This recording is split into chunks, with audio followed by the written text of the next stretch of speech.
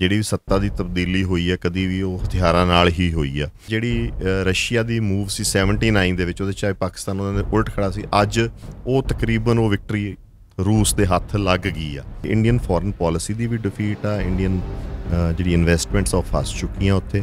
US ਫਿਰ ਹਿੰਦੁਸਤਾਨ ਨਾਲੋਂ better situation 'ਚ ਆ ਤੇ ਇੰਡੀਆ ਵਰਸਟ ਸਿਚੁਏਸ਼ਨ 'ਚ ਆ ਕੰਪੇਅਰਡ ਉਸ ਖਿੱਤੇ ਦੇ। ਜੇ ਭਾਰਤ ਦੇ ਐਂਗਲ ਤੋਂ ਵੇਖੋ ਤਾਂ ਅੱਜ ਉਹ ਹਮਲਾਵਰ ਤੁਹਾਡੇ ਵਾਘਾ ਬਾਰਡਰ ਤੱਕ ਆਲਰੇਡੀ ਪਹੁੰਚਿਆ ਹੈ ਤੇ ਕੰਸੋਲੀਡੇਟਡ ਹੋ ਸਾਰੇ, ਚੀਨ, ਰੂਸ। ਉਹ ਇਹ ਸਿੱਖਾਂ ਦਾ ਜਿਹੜਾ ਜ਼ਖਮ ਆ 1984 ਵਾਲਾ, ਉਹ ਅਜੇ ਅੱਲਾ ਆ, ਭਾਵੇਂ ਉਹ ਪੰਜਾਬ 'ਚ ਹੋਵੇ ਭਾਵੇਂ ਡਾਇਸਪੋਰਾ 'ਚ ਹੋਵੇ। ਪਿਛਲੇ ਸਮੇਂ ਤੋਂ ਜੋ ਭਾਰਤੀ ਨੀਤੀ ਰਹੀ ਹੈ ਪੋਲਿਟਿਕਸ ਦੀ, ਉਹ ਆ ਕਿ ਸਿੱਖਾਂ ਦੀ ਪੋਲਿਟਿਕਸ ਨੂੰ ਡਿਸੈਮੀਨੇਟ ਕੀਤਾ ਜਾਵੇ, ਤੋੜਿਆ ਜਾਵੇ। ਠੀਕ ਹੈ ਜੀ। ਜੇ ਉਹ ਪੋਲਿਟਿਕਸ ਉਵੇਂ ਰਹਿੰਦੀ ਆ ਤੇ ਜ਼ਖਮ ਮੱਲੇ ਰਹਿੰਦੇ ਆ ਤਾਂ ਜਿਹੜਾ ਰੈਡੀਕਲਾਈਜੇਸ਼ਨ ਹੈ ਏਰੀਆ ਦੀ ਬੜੀ ਫਾਸਟ ਹੋ ਸਕਦੀ। ਇਸ ਖਿੱਤੇ ਨੂੰ ਜੇ ਬਚਾਉਂਦੀ ਸੀ ਤਾਂ ਉਹ ਅਕਾਲੀ ਪੋਲਿਟਿਕਸ ਬਚਾਉਂਦੀ ਸੀ। ਕੀ ਹਿਸਟਰੀ ਆਪਣੇ ਆਪ ਨੂੰ ਦੁਬਾਰਾ ਉਵੇਂ ਦੁਹਰਾ ਸਕਦੀ ਆ ਕਿ ਉਹ ਜਿਹੜਾ ਕਲੈਸ਼ ਖੁਰਾਸਾਨ ਦਾ ਤੇ ਹਿੰਦੁਸਤਾਨ ਦਾ ਜਿਹੜਾ ਆ ਜੋ ਦੁਬਾਰਾ ਵਾਪਰਦਾ ਤਾਂ ਉਹਦੇ ਵਿੱਚੋਂ ਇੱਕ ਸਿੱਖ ਰਾਜ ਜਿਹੜਾ ਆ ਉਹ ਦੁਬਾਰਾ ਪ੍ਰਗਟ ਹੋ ਸਕਦਾ। ਇਹ ਜਿੰਨੇ ਲੋਕ ਆਏ ਆ ਇਹਨਾਂ 'ਚ ਇੱਕ ਨਾ ਕਮਿਊਨੈਲਿਟੀ ਸੀ। ਇਹ ਸਾਰੇ ਚਾਈਨਾ ਦੇ ਜਿਹੜੇ ਐਂਪਰਰ ਸੀਗੇ ਉਹਨਾਂ ਤੋਂ ਪਾਵਰ ਡਰॉ ਕਰਦੇ ਸੀ। ਜਿਹੜਾ ਤੁਹਾਡੇ ਦੁਆਰ 'ਤੇ ਜਾਂ ਤੁਹਾਡੇ ਉੱਥੇ ਖੜਾ ਹੈ ਤੁਹਾਡੇ 'ਤੇ, ਉਹ ਵੀ ਚਾਈਨਾ ਤੋਂ ਹੀ ਕਿਤੇ ਨਾ ਕਿਤੇ ਪਾਕਿਸਤਾਨ ਵੀ ਲੈਜੀਟੀਮੇਸੀ ਜਾਂ ਸਟਰੈਂਥ ਜਾਂ ਕੁਛ ਵੀ ਕਹਿ ਲਓ ਲੈਵਰੇਜ ਡਰॉ ਕਰਨ ਦੀ ਉਸ ਕਗਾਰ ਵੱਲ ਤੁਰਦਾ ਜਾ ਰਿਹਾ, ਵੱਧਦਾ ਜਾ ਰਿਹਾ। ਥੋੜ੍ਹਾ ਜਿਹਾ ਇਨਵੈਲਪ ਜੇ ਹੋਰ ਪੁਸ਼ ਕਰਨਗੇ ਤਾਂ ਜਿਹੜੀ 1966 ਜਾਂ 65 'ਚ ਖੁਸ਼ਵੰਤ ਸਿੰਘ ਆ ਕੇ ਗੱਲ ਕਰਦੇ ਸੀ ਸਿੱਖ ਹੋਮਲੈਂਡ ਦੀ ਜਾਂ ਉਹ ਜਿਹੀ ਚੀਜ਼ਾਂ ਦੀ, ਉਹ ਪੋਸੀਬਲ ਸਿਨੈਰੀਓ ਕਿਤੇ ਨਾ ਕਿਤੇ ਖੜਦਾ ਹੈ। ਜਾਟਾਂ 'ਚ ਵੀ ਉਸ ਇੱਕ ਇੰਡੀਅਨ ਨੈਸ਼ਨਲਿਜ਼ਮ ਦੀ ਕੋਈ ਲੰਬੀ ਚੌੜੀ ਫੀਲਿੰਗ ਹੈ ਨਹੀਂ। ਠੀਕ ਹੈ, ਉਹਨਾਂ ਕੋਲ ਕੋਈ ਹੋਰ ਹੈ ਨਹੀਂ, ਆਈਕਨ ਹੈ ਨਹੀਂ। ਜਿੱਥੇ ਕਮਜ਼ੋਰੀ ਆ ਸਿੱਖਾਂ ਦੀ ਉਹ ਇੱਕ ਹੋਰ ਵੀ ਹੈਗੀ ਹੈ ਬਹੁਤ ਵੱਡੀ, ਕਿ ਜਿਹੜਾ ਡਾਇਸਪੋਰਾ ਬੈਠਾ ਤੁਹਾਡਾ, ਉਹਨਾਂ ਦਾ ਇੰਟਰਨੈਸ਼ਨਲ ਰਿਲੇਸ਼ਨਸ਼ਿਪ ਬਾਰੇ ਜਾਂ ਉਹਨਾਂ ਦੀ ਸੂਝ ਸਮਝ ਬਾਰੇ ਕੋਈ ਐਡਾ ਲੰਬਾ ਚੌੜਾ ਉਹਨਾਂ ਦਾ ਤਜਰਬਾ ਨਹੀਂ, ਉਹ ਕਿਸੇ ਹੋਰ ਹੀ ਟ੍ਰਿਪ 'ਤੇ ਹੈਗੇ। ਵਾਹਿਗੁਰੂ ਜੀ ਕਾ ਖਾਲਸਾ, ਵਾਹਿਗੁਰੂ ਜੀ ਕੀ ਫਤਿਹ। ਦੁਨੀਆ ਭਰ ਵਿੱਚ TV 84 ਦਾ ਸ਼ੋਅ ਗੁਫ਼ਤਗੂ ਦੇਖ ਰਹੇ ਅਸੀਂ ਸਮੂਹ ਦਰਸ਼ਕਾਂ ਨੂੰ ਜੀ ਆਇਆਂ ਨੂੰ ਕਹਿੰਦੇ ਹਾਂ। ਜਿਵੇਂ ਕਿ ਤੁਸੀਂ ਜਾਣਦੇ ਹੋ ਕਿ ਅਫਗਾਨਿਸਤਾਨ ਦੇ ਵਿੱਚ ਤਖਤਾ ਪਲਟ ਹੋਇਆ ਹੈ। 20 ਸਾਲਾਂ ਦੀ ਲੰਮੀ ਜੱਦੋ-ਜਹਿਦ ਮਗਰੋਂ, ਲੜਾਈ ਮਗਰੋਂ ਤਾਲਿਬਾਨ ਅਫਗਾਨਿਸਤਾਨ ਵਿੱਚੋਂ ਅਮਰੀਕੀ ਫੌਜਾਂ ਨੂੰ ਬਾਹਰ ਕੱਢਣ 'ਚ ਕਾਮਯਾਬ ਹੋ ਗਏ ਨੇ ਅਤੇ ਕਾਬੁਲ ਦੇ ਉੱਤੇ ਹੁਣ ਤਾਲਿਬਾਨ ਦਾ ਰਾਜ ਹੈ। ਅਤੇ ਤਾਲਿਬਾਨ ਨੇ ਅੱਜ ਇਹ ਐਲਾਨ ਕੀਤਾ ਹੈ ਕਿ ਉਹ ਬੜੀ ਛੇਤੀ ਹੀ ਅਫਗਾਨਿਸਤਾਨ ਦੇ ਵਿੱਚ ਨਵੀਂ ਸਰਕਾਰ ਦਾ ਐਲਾਨ ਕਰਨਗੇ। ਸਾਰੀ ਦੁਨੀਆ ਦੇ ਵਿੱਚ ਇਸ ਤਖਤਾ ਪਲਟ ਦੀਆਂ ਚਰਚਾਵਾਂ ਨੇ, ਪਰ ਮੁੱਢ ਤੋਂ ਹੀ 18ਵੀਂ ਸਦੀ ਦਾ ਸਮਾਂ ਹੋਵੇ ਜਾਂ ਅੱਜ ਦਾ ਸਮਾਂ ਹੋਵੇ, ਇਸ ਦੱਖਣੀ ਏਸ਼ੀਆ ਦੇ ਖਿੱਤੇ ਦੇ ਵਿੱਚ ਅਫਗਾਨਿਸਤਾਨ ਇੱਕ ਇੰਪੋਰਟੈਂਟ ਸਟ੍ਰੈਟੇਜਿਕ ਲੋਕੇਸ਼ਨ ਰਹੀ ਆ, ਜਿਹਦੇ 'ਤੇ ਸੋਵੀਅਤ ਯੂਨੀਅਨ ਨੇ ਵੀ ਆਪਣੀ ਚੜ੍ਹਤ ਦੇ ਦਿਨਾਂ ਦੇ ਵਿੱਚ ਕਬਜ਼ਾ ਕਰਨ ਦੀ ਕੋਸ਼ਿਸ਼ ਕੀਤੀ। ਉਸ ਤੋਂ ਬਾਅਦ ਅਮਰੀਕਾ ਨੇ ਵੀ ਇਸ ਇਲਾਕੇ 'ਤੇ ਆਪਣਾ ਪ੍ਰਭਾਵ ਰੱਖਣ ਦੀ ਕੋਸ਼ਿਸ਼ ਕੀਤੀ, ਪਰ ਅਫਗਾਨ ਲੋਕ, ਖਾਸ ਕਰਕੇ ਪਸ਼ਤੂਨ ਕਬੀਲਾ ਆ ਜੋ ਅਫਗਾਨਾਂ ਦਾ, ਉਹ ਲੋਕ ਕਿਸੇ ਦੀ ਵੀ ਅਧੀਨਗੀ ਪ੍ਰਵਾਹ ਨਹੀਂ ਕਰਦੇ ਅਤੇ ਉਹ ਦੁਨੀਆ ਦੀਆਂ ਵੱਡੀਆਂ ਤਾਕਤਾਂ ਦੇ ਨਾਲ ਲੜਦੇ ਹੀ ਆਏ ਨੇ। ਅਤੇ ਹੁਣ ਜਿੱਤਾਂ ਉਹਨਾਂ ਨੇ ਪਹਿਲਾਂ ਵੀ ਬੜੀਆਂ ਹਾਸਲ ਕੀਤੀਆਂ ਨੇ, ਇੱਕ ਨਵੀਂ ਜਿੱਤ ਆ। ਤਾਂ ਪੰਜਾਬ ਦੇ ਇਤਿਹਾਸ ਦੀ ਗੱਲ ਕਰੀਏ ਤਾਂ ਪੰਜਾਬ ਦਾ ਵੀ ਇੱਕ ਲੰਮਾ ਰਿਸ਼ਤਾ ਜਿਹੜਾ ਆ ਉਹ ਅਫਗਾਨਿਸਤਾਨ ਦੇ ਨਾਲ, ਇਹਨਾਂ ਲੋਕਾਂ ਦੇ ਨਾਲ ਰਿਹਾ, ਭਾਵੇਂ ਉਹ ਰਿਸ਼ਤਾ ਸਿਆਸੀ ਲੜਾਈ ਦਾ ਹੋਵੇ, ਜੱਦੋ ਜਹਿਦ ਦਾ ਹੋਵੇ, ਸੰਘਰਸ਼ ਦਾ ਹੋਵੇ। 18ਵੀਂ ਸਦੀ 'ਚ ਵੀ ਸਿੱਖ ਅਫਗਾਨਾਂ ਦੇ ਨਾਲ ਲੜਦੇ ਰਹੇ ਅਤੇ ਸਿੱਖਾਂ ਨੂੰ ਇਹ ਮਾਣ ਹਾਸਲ ਆ ਕਿ ਕਾਬੁਲ ਤੱਕ ਸਿੱਖਾਂ ਨੇ ਆਪਣਾ ਪ੍ਰਭਾਵ ਰੱਖਿਆ ਅਤੇ ਅੱਜ ਸਿੱਖ ਰਾਜ ਦਾ ਸਦਕਾ ਹੀ ਹੈ ਕਿ ਜਿਹੜਾ ਪਾਕਿਸਤਾਨ ਦੇ ਵਿੱਚ ਇੱਕ ਵੱਡਾ ਹਿੱਸਾ ਆ ਜਿਹੜਾ ਉਹ ਇਹਨਾਂ ਪਸ਼ਤੂਨ ਲੋਕ ਜਿਸ ਨੂੰ ਆਪਣਾ ਇਲਾਕਾ ਦੱਸਦੇ ਨੇ, ਉਹ ਅੱਜ ਪਾਕਿਸਤਾਨ ਦਾ ਹਿੱਸਾ ਆ, ਉਹ ਸਿਰਫ ਸਿੱਖ ਰਾਜ ਸਦਕਾ ਆ। ਤਾਂ ਅੱਜ ਜੋ ਤਖਤਾ ਪਲਟ ਹੋਇਆ ਉਸ ਬਾਰੇ ਅਸੀਂ ਗੱਲਾਂ ਕਰਨ ਜਾ ਰਹੇ ਹਾਂ ਕਿ ਇਸ ਤਖਤਾ ਪਲਟ ਦਾ ਪੰਜਾਬ ਦੀ ਸਿਆਸਤ 'ਤੇ, ਸਿੱਖਾਂ ਦੀ ਸਿਆਸਤ 'ਤੇ ਕੀ ਪ੍ਰਭਾਵ ਪੈ ਸਕਦਾ ਹੈ। ਤਾਂ ਇਸ ਮਸਲੇ 'ਤੇ ਗੱਲਬਾਤ ਕਰਨ ਲਈ ਸਾਡੇ ਨਾਲ ਅੱਜ ਮੌਜੂਦ ਨੇ ਸਰਦਾਰ ਅਜੇਪਾਲ ਸਿੰਘ ਬਰਾੜ, ਜਿਨ੍ਹਾਂ ਨੇ ਕਿ 18ਵੀਂ ਸਦੀ ਦੇ ਵਿੱਚ ਜਿਹੜਾ ਅਫਗਾਨਿਸਤਾਨ ਦੇ ਸ਼ਾਸਕਾਂ ਦੇ ਪੰਜਾਬ 'ਤੇ ਹਮਲੇ ਰਹੇ ਨੇ, ਹੱਲੇ ਰਹੇ ਨੇ, ਉਹਨਾਂ ਬਾਰੇ ਕਿਤਾਬ ਵੀ ਲਿਖੀ ਆ, ਉਸ ਦੌਰ ਦਾ ਇਤਿਹਾਸ ਵੀ ਚੰਗੀ ਤਰ੍ਹਾਂ ਜਾਣਦੇ ਨੇ ਅਤੇ ਅੱਜ ਦੀ ਜੋ ਮੌਜੂਦਾ ਜੀਓਪੋਲੀਟਿਕਸ ਚੱਲ ਰਹੀ ਆ ਉਹਦੇ ਬਾਰੇ ਵੀ ਬੜੀ ਮੁਹਾਰਤ ਰੱਖਦੇ ਨੇ, ਬੜੀ ਜਾਣਕਾਰੀ ਇਹਨਾਂ ਕੋਲ ਆ। ਤਾਂ ਇਹਨਾਂ ਤੋਂ ਜਾਣਨ ਦੀ ਕੋਸ਼ਿਸ਼ ਕਰਦੇ ਹਾਂ ਕਿ ਜੋ ਇਹ ਵਾਪਰ ਰਿਹਾ ਇਸ ਦੇ ਕੀ ਸਿਆਸੀ ਪ੍ਰਭਾਵ ਪੰਜਾਬ 'ਤੇ ਪੈ ਸਕਦੇ ਨੇ। ਮੈਂ ਸਰਦਾਰ ਅਜੇਪਾਲ ਸਿੰਘ ਜੀ ਦਾ TV 84 'ਤੇ ਸਵਾਗਤ ਕਰਦਾ। ਵਾਹਿਗੁਰੂ ਜੀ ਕਾ ਖਾਲਸਾ, ਵਾਹਿਗੁਰੂ ਜੀ ਕੀ ਫਤਿਹ। ਵਾਹਿਗੁਰੂ ਜੀ ਕਾ ਖਾਲਸਾ, ਵਾਹਿਗੁਰੂ ਜੀ ਕੀ ਫਤਿਹ। ਸਰਦਾਰ ਅਜੇਪਾਲ ਸਿੰਘ ਜੀ, ਜੋ ਹੋਣਾ ਸੀ ਉਹ ਤਾਂ ਹੋ ਗਿਆ। ਮਤਲਬ ਬੜੇ ਲਗਭਗ ਸਾਲ ਤੋਂ ਹੀ ਇਹ ਕਿਆਸ ਲਾਈਆਂ ਜਾ ਰਹੀਆਂ ਸੀ ਜਾਂ ਇਹ ਤੈਅ ਸੀ। ਅਸੀਂ ਪਿਛਲੀ ਇੰਟਰਵਿਊ 'ਚ ਵੀ ਇਹ ਗੱਲ ਕੀਤੀ ਸੀ ਕਿ ਅਫਗਾਨਿਸਤਾਨ ਦੇ ਵਿੱਚ ਤਾਲਿਬਾਨ ਦਾ ਰਾਜ ਤੈਅ ਆ, ਤਾਂ ਹੁਣ ਉਹ ਰਾਜ ਦੇ ਉੱਤੇ ਕਾਬਜ਼ ਹੋ ਗਏ ਆ। ਤਾਂ ਇਸ ਤਖ਼ਤਾ ਪਲਟ ਨੂੰ ਤੁਸੀਂ ਇਸ ਏਸ਼ੀਆ ਦੀ ਸਿਆਸਤ ਦੇ ਵਿੱਚ ਕਿਵੇਂ ਦੇਖ ਰਹੇ ਹੋ ਕਿ ਜਿਵੇਂ ਇਹ ਸੱਤਾ ਤਬਦੀਲ ਹੋਈ ਆ, ਹਥਿਆਰ ਦੇ ਜ਼ੋਰ ਨਾਲ ਸੱਤਾ ਤਬਦੀਲ ਹੋਈ ਆ, ਇਹਨੂੰ ਤੁਸੀਂ ਕਿਵੇਂ ਦੇਖ ਰਹੇ ਹੋ? ਪਹਿਲੀ ਗੱਲ ਤਾਂ ਇਹ ਹੈ ਜੀ ਕਿ ਅਫਗਾਨਿਸਤਾਨ ਦੇ ਵਿੱਚ ਹਮੇਸ਼ਾ ਹੀ ਜਿਹੜੀ ਜ਼ਿਆਦਾਤਰ ਸਮਾਂ ਜਿਹੜਾ ਰਿਹਾ ਪਿਛਲੇ 2000 ਸਾਲ ਜਾਂ ਜਿੰਨਾ ਸਮਾਂ 'ਚ ਵੇਖੀਏ ਤਾਂ ਜਿਹੜੀ ਵੀ ਸੱਤਾ ਦੀ ਤਬਦੀਲੀ ਹੋਈ ਹੈ ਕਦੀ ਵੀ ਉਹ ਹਥਿਆਰਾਂ ਨਾਲ ਹੀ ਹੋਈ ਆ, ਅਤੇ ਉਹਨਾਂ ਦੇ ਇੰਟਰਨਲ ਕਬੀਲਿਆਂ ਦੀ ਲੜਾਈ ਹੋਵੇ ਚਾਹੇ ਕੁਛ ਹੋਵੇ।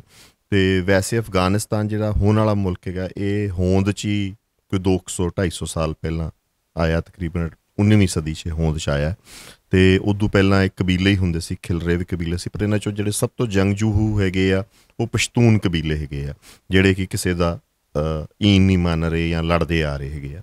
ਸੋ ਇਹ ਜਿਹੜਾ ਤਖਤਾ ਪਲਟ ਕਹਿ ਲਓ ਜਾਂ ਇਹ ਕਹਿ ਲਓ ਕਿ ਵੀ ਇੱਥੇ ਸੱਤਾ 'ਤੇ ਕਬਜ਼ਾ ਹੋਇਆ, ਉਹ ਹਮੇਸ਼ਾ ਹੀ ਆਪਣਾ ਇਸੇ ਤਰੀਕੇ ਨਾਲ ਹੋਇਆ। ਅਤੇ ਸੈਕਿੰਡਲੀ ਹਮੇਸ਼ਾ ਹੀ ਉਹਦੇ ਵਿੱਚ ਫੋਰਨ ਪਾਵਰਸ ਇਨਵੋਲਵਡ ਰਹੀਆਂ, ਚਾਹੇ ਸਿੱਖ ਰਾਜ ਵੇਲੇ ਦੋਸਤ ਮੁਹੰਮਦ ਦਾ ਸਮਾਂ ਸੀ ਜਾਂ ਉਦੋਂ ਬਾਅਦ ਆਪਣਾ ਰਸ਼ੀਅਨਸ ਨੇ ਕੋਸ਼ਿਸ਼ ਕੀਤੀ ਜਾਂ ਹੁਣ US ਨੇ ਕੋਸ਼ਿਸ਼ ਕੀਤੀ, ਅਤੇ ਹਮੇਸ਼ਾ ਐਂ ਹੀ ਰਿਹਾ। ਅਤੇ ਇਹ ਮਸਲਾ ਉਹੀ ਹੈ ਕਿ ਅਫਗਾਨਿਸਤਾਨ 'ਚ ਤਾਂ ਇਹ ਵਾਪਰਦਾ ਰਿਹਾ, ਪਰ ਜਿਹੜੀ ਦੱਖਣ ਏਸ਼ੀਆ ਦੀ ਸਿਆਸਤ ਆ, ਖਾਸ ਕਰਕੇ ਵੈਸਟ ਦਾ ਜਿਹੜਾ ਡੈਮੋਕ੍ਰੇਸੀ ਦਾ ਮਾਡਲ ਸੀ ਕਿ ਵੋਟਾਂ ਰਾਹੀਂ ਸਰਕਾਰ ਚੁਣੋ ਜਾਂ ਵੋਟਾਂ ਰਾਹੀਂ ਸਰਕਾਰਾਂ ਬਦਲੀਆਂ ਜਾਂਦੀਆਂ ਸੀ, ਉਸ ਦੇ ਵਿੱਚ ਹੁਣ ਇਹ ਜਿਵੇਂ ਦੀ ਵੀਅਤਨਾਮ ਤੋਂ ਬਾਅਦ ਇੱਕ ਵੱਡੀ ਤਬਦੀਲੀ ਮੰਨੀ ਜਾ ਰਹੀ ਆ, ਤਾਂ ਇਸ ਦੇ ਕਿਹੋ ਜਿਹੇ ਪ੍ਰਭਾਵ ਇਹ ਸਾਰੇ ਖਿੱਤੇ ਦੀ ਸਿਆਸਤ 'ਤੇ ਪੈ ਸਕਦੇ ਆ?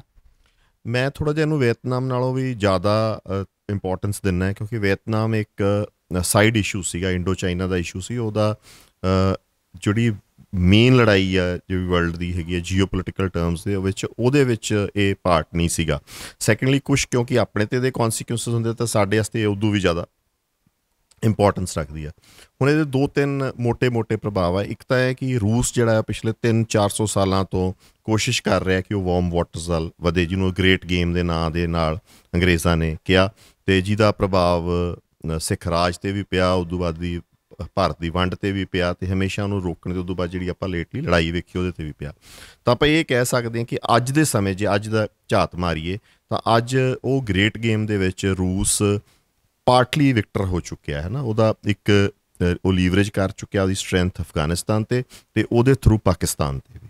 ਤਾਂ ਉਹ ਜਿਹੜੇ ਉਹ ਵਾਰਮ ਵਾਟਰਸ ਤੱਕ ਪਹੁੰਚਣਾ ਚਾਹੁੰਦਾ, ਜੇ ਉਹ ਸਟੇਬਲਾਈਜ਼ ਕਰ ਦਿੰਦਾ ਅਫਗਾਨਿਸਤਾਨ ਨੂੰ, ਜਿਸ ਤਰੀਕੇ ਨਾਲ ਹੁਣ ਉੱਥੇ ਸੱਤਾ ਪਰਿਵਰਤਨ ਟੋਟਲ ਹੋ ਗਿਆ। ਆਪਾਂ ਕੁਛ ਦਿਨ ਪਹਿਲਾਂ ਹੀ ਸੋਚ ਰਹੇ ਸੀ ਸ਼ਾਇਦ ਸਿਵਲ ਵਾਰ ਚੱਲਦੀ ਰਹੇ, ਪਰ ਉਹ ਕੁਛ ਮਿਲਟਰੀ ਪ੍ਰੋਵੈਸ ਤਾਲਿਬਾਨ ਦੀ, ਕੁਛ ਉਹਨਾਂ ਦੀ ਡਿਪਲੋਮੈਟਿਕ ਜਿਹੜੀ ਜਾਂ ਉਹਨਾਂ ਦੀ ਪੋਲੀਟੀਕਲ ਸੂਝ-ਬੂਝ ਨਾਲ ਉਹ ਤਕਰੀਬਨ ਸੈਟਲ ਹੁੰਦਾ ਨਜ਼ਰ ਆ ਰਿਹਾ।